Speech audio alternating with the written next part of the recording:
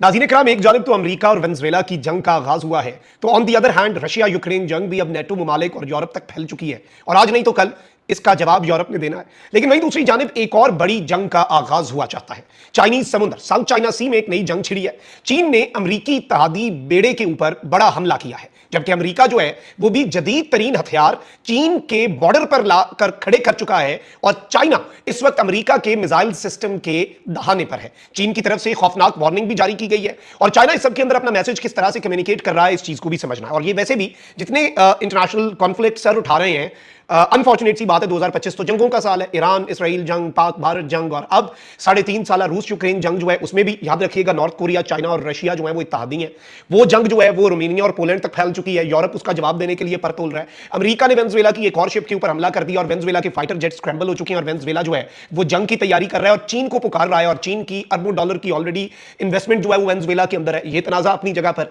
लेकिन असल चीज ये याद रखिएगा कि चाइना जो है उसे जो चीज पिंच करती है, चाइना को जो चीज पिंच करती है वो ये है कि क्वाड भी इसीलिए बनाया ताकि इस रीजन में चाइना को कंटेन किया जा सके और क्वाड में ऑस्ट्रेलिया और ये याद रखिएगा जापान जो है ये दो मुल्क बड़े इंपॉर्टेंट हैं और ताइवान की भी पूरा वेस्ट सपोर्ट करता है। चाइना अपनी मिलिट्री प्रेजेंस अगर ताइवान के इर्द गिर्द बढ़ाता है तो अमेरिका भी आ जाता है और बाकी मुल्क यहां तक कि यूके और ऑस्ट्रेलिया ने तो कह दिया था कि भाई चाइना ने अगर ताइवान के साथ कुछ किया तो हम जवाबी वार चाइना के ऊपर करेंगे और चाइना से बदला लेंगे और चाइना के साथ हमारी बराह रास्त जंग का आगाज हो जाएगा।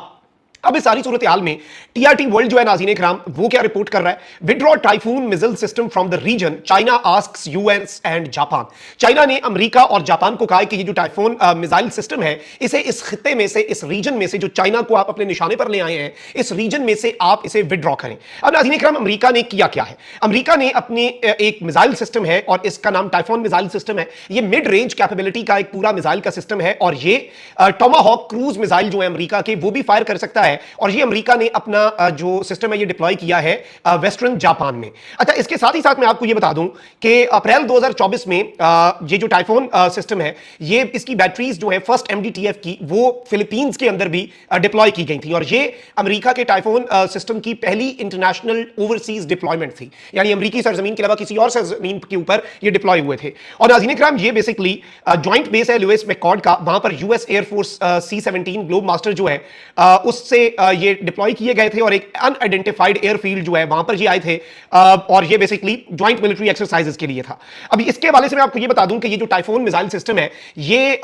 इसकी जो टोमाहॉक लैंड अटैक मिसाइल है और स्टैंडर्ड मिसाइल 6 जो है SM-6, इसकी रेंज है 240 किलोमीटर से 2500 किलोमीटर तक। और इस सब के अंदर नाज़रीन इकराम जो टाइफून सिस्टम है वो फिलीपींस जो कि वेस्ट का इत्तेहादी है, ऑस्ट्रेलिया और अब जापान। अच्छा, अब इस सारी की सारी सूरत हाल के अंदर इवन नाज़रीन इकराम ये बताया जा रहा है कि ये अब चाइना जो है बेसिकली इसमें क्या होता है कि साउथ चाइना सी के बहुत से पार्ट्स,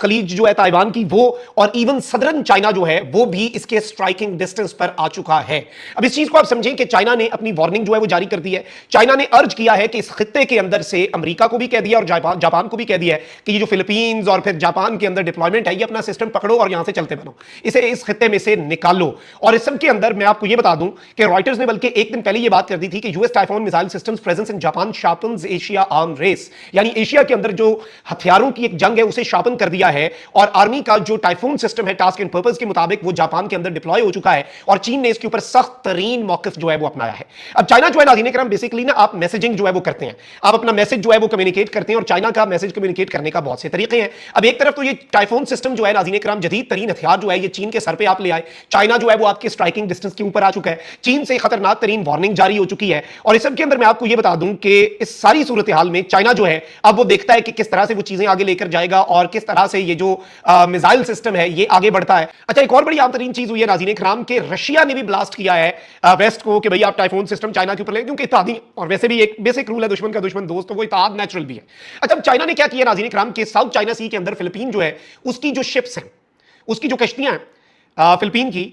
उनके ऊपर साउथ चाइना सी में वाटर कैनन के साथ फायर कर दिए चाइना ने। अब ये मैसेज किसका है जी, ये बेसिकली मैसेज जो है ये चाइना का है। और इस वक्त एपी एसोसिएटेड प्रेस क्या कह रहा है जी, न्यूज एजेंसी है, टेंशंस फ्लेयर टेंशंस बढ़ चुकी हैं as China and Philippines ship collide near disputed shoal in South China Sea. South China Sea में जो मुतनाजा एक एरिया है उसके अंदर फिलीपींस और चाइना की शिप्स जो है वो कोलाइड की हैं और चाइना ने फिर वाटर कैनन्स, बेसिकली शिप्स के अंदर ये एक तरीका होता है ना, आप दूसरी शिप के ऊपर पानी के साथ फायर खोल दें, तो वाटर कैनन्स जब आप बरसाते हैं तो फिर अगली शिप जो है वो पसपा हो जाती है। ये बेसिकली बड़े जो बैरी जहाज होते हैं वो इवन जो पायरेट्स हैं उनसे बचने के लिए भी इस्तेमाल करते हैं। मतलब पायरेट्स आ रहे हैं, उन्हें हथियार ले जाने की कार्गो तैयारों को इजाजत नहीं होती, तो वो हथियार चलाए बगैर पानी को एज अ वेपन इस्तेमाल कर लेते हैं और उन पर पानी फेंकते हैं, वो उसी में भागने में मजबूर हो जाते हैं या डूबेंगे।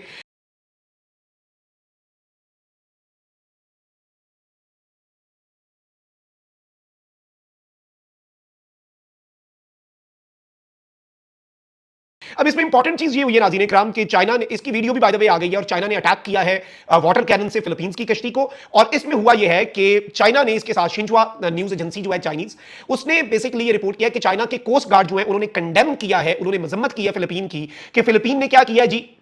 फिलीपीन ने इन्फ्रिंजमेंट की है साउथ चाइना सी की और फिलीपीन जो है वो अपनी टेरिटरी जो है जिसमें वो नहीं आ सकता था वो वहां पर भी आ गया। अब ये एक बड़ी इंटरेस्टिंग और तशवीशनाक डेवलपमेंट भी है और इसके साथ ही साथ लेट्स सी कि चीजें जो है वो किस तरफ को जाती हैं, लेकिन इस तनाजे को आप समझें। रशिया यूक्रेन वाला मामला भी खराब हो चुका है, यूरो फाइटर्स राफेल और ईस्टर्न फ्लैंक जो है उसे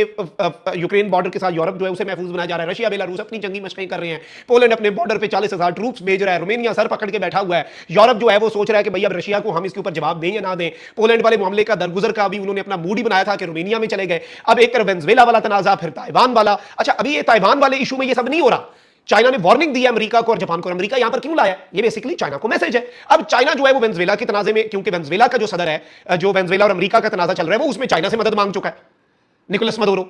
अब ये जो सूरत हाल है ये तशवीशनाक भी है। अब बहुत से आप ये कह सकते हैं कि इस वक्त 3 से 4 ग्लोबल कॉन्फ्लिक्ट्स हैं जो बिल्कुल एक वर्ज पे हैं जहां से ये बायलेटरल इशू जो है वो एक वाइडर कॉन्फ्लिक्ट में कन्वर्ट हो जाए।